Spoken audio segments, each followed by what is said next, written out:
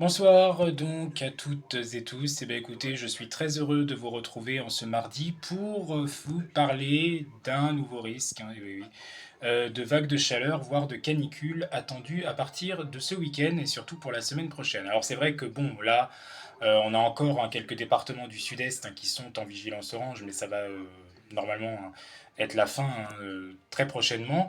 Et ailleurs, depuis hier, on respire quand même mieux, notamment le matin et puis les après-midi.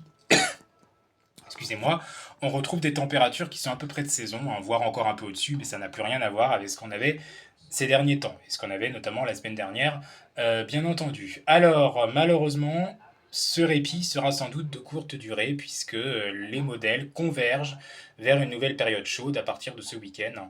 En fait, à partir du 5 juillet, et surtout entre le 6 et le 8 juillet, voire le 9 juillet, on aurait vraiment une reprise de la chaleur. Alors maintenant, il y a des divergences. Si GFS est très inquiétant, insiste souvent sur l'extrême des températures, on connaît parfois GFS.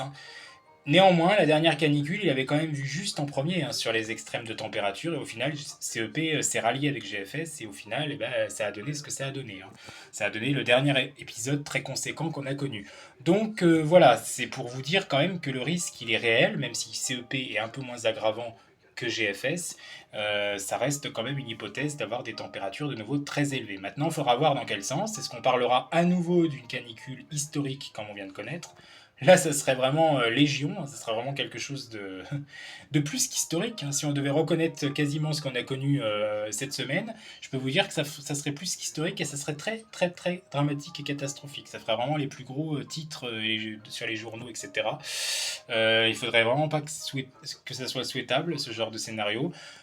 Et puis sinon, il peut y avoir quand même une canicule, mais un peu plus modérée, on va dire. Puis peut-être qu'il touchera pas toute la France. Il faudra voir si ça touchera vraiment tout le pays ou si ça sera un peu comme celle de fin mai, que ça sera surtout l'ouest et le sud qui sera concerné, moins les régions de l'est, par exemple.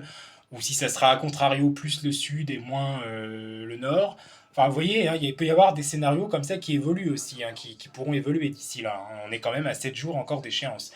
Mais toujours est-il quand même que de toute façon, on semble s'orienter, converger vers un nouveau risque de chaleur. Maintenant, il faudra voir l'intensité, combien de temps ça durera pour vraiment déclencher un nouveau plan canicule, voir aussi les régions qui seront les plus concernées, si ça sera vraiment tout le pays comme la canicule qu'on a connue, ou si ça sera beaucoup plus timoré, voir si c'est une vague de chaleur, parce qu'au final c'est un cran en dessous de la canicule, c'est quand même très chaud, bien sûr, mais la vague de chaleur a peut-être moins de chances de durer dans le temps aussi, ou si ça sera une petite un petit sursaut, un petit coup de chalumeau. Bon, ça, j'y crois moins. Pour vous dire la vérité, pour être un petit peu plus optimiste, je miserais sur une vague de chaleur plutôt qu'une canicule tout de suite.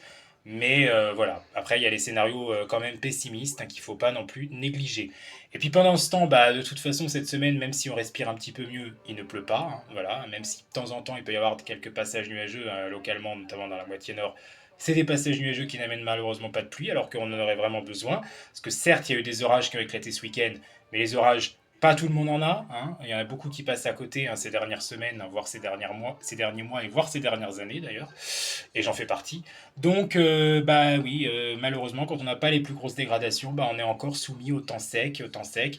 Et c'est ça aussi, c'est un cercle vicieux, parce que moins on a de précipitations, moins on a le sol humide, et moins ça peut faire de l'évapotranspiration, enfin voilà, quoi, que ça crée beaucoup plus de chances de convection aussi dans ce genre de cas, et là, il n'y en a même pas, quoi, parce qu'il y a peu de dégradations. Les dégradations, elles sont locales. Alors oui, ce week-end, c'était un peu plus général, mais je n'ai pas encore été concerné.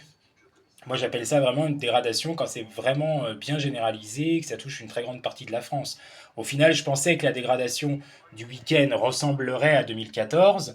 Finalement, localement, oui, en Ile-de-France, elle a ressemblé à ça, parce que j'ai vécu cette année 2014, donc je me rappelle très très bien de ce qui s'était passé.